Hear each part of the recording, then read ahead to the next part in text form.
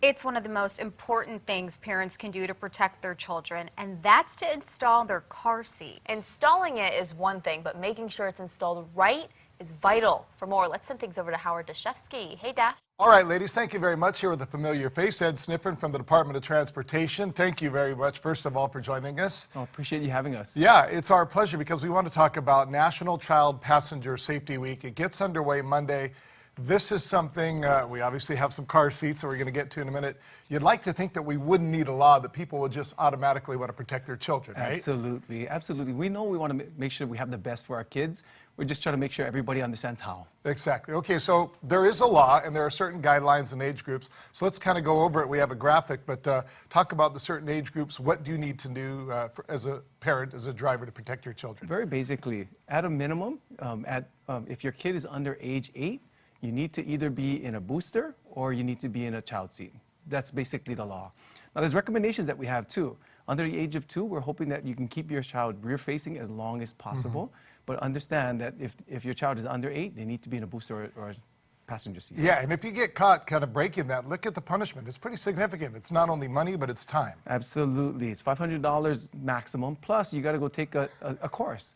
Now, the biggest thing, though, is if anything should occur that would put your child at risk, right. I mean, the fine in the class is nothing. We know that the best thing for us is to make sure we keep our kids safe. Yeah, I mean, the fine, it's hard enough to pay the money, but the course, that's kind of one of those, oh, you got to, Yep. That's the walk of shame into that classroom. You don't want to be in that classroom. Exactly. And the big thing is everybody should understand, you put your child in a seat like this, like these, their survivability increases by 50 to 70%. Huge, huge numbers. But it's not just a matter of having a seat and having your child in it.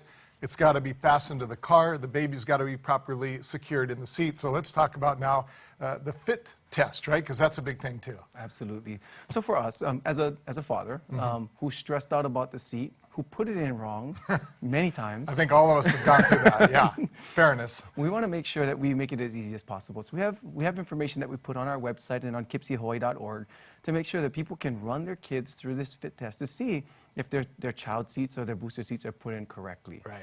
And if you need more help on that, we have events that are coming up that people can help you out with.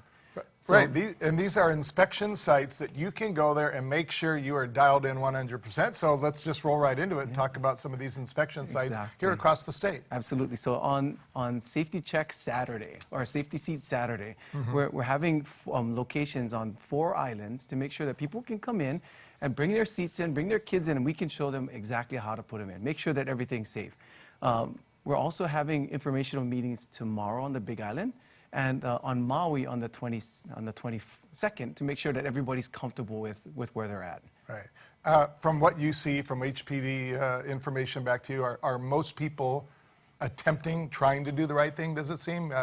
I know we all see cases where we see that mom or dad holding a baby in the lap, and I mean, I cringe. We all cringe when we see it. Absolutely. So for the most part, Hawaii has a pretty good record of safety seats in Hawaii, seat belts and safety seats.